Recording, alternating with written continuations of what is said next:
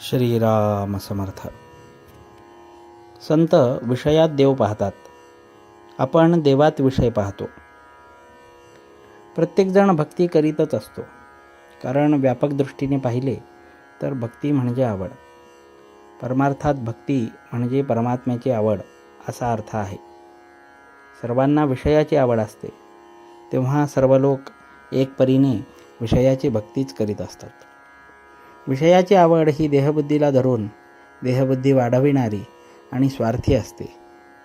ही कमी झाल्याशिवाय परमात्म्याची आवड म्हणजे भक्ती उपजणे शक्य नाही. याकरिता भक्ती मार्गातली पहिली पायरी म्हटली म्हणजे मोबदला रहित निष्काम निस्वार्थी परमात्मा स्मरण करणे, आणि शेवटची पायरी म्हणजे आपण स्वतःला विसरणे, देहबुद्धी विलगित होणे ही होय.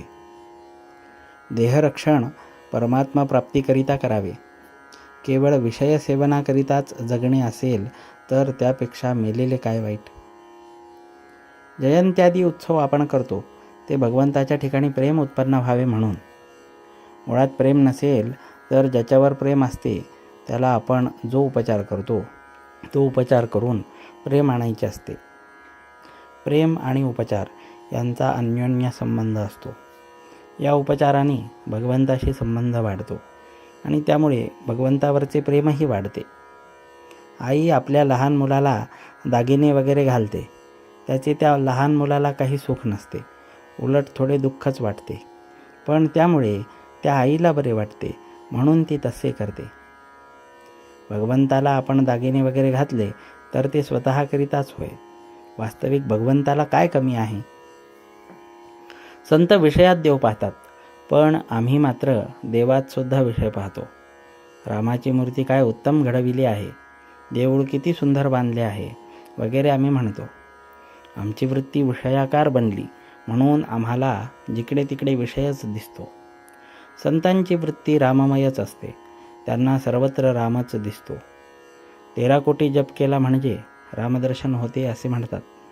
त्याचा अर्थ 13 कोटी जप व्हायला रोज 10-12 तास या प्रमाणात जवळजवळ 12 वर्षे लागतात.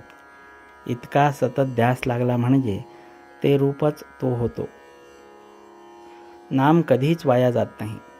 केव्हा केव्हा एखाद्याला दर्शन होत नाही तेव्हा त्याचे नाम दुसरीकडे खर्च झाले असे समजावे.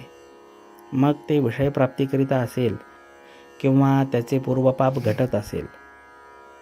विषयाकरिता नाम खर्च करू नये, नामाकरिता नाम घ्यावे. नाम आपले सर्वस्व वाटले पाहिजे. जानकी जीवन स्मरण. जय जय राम.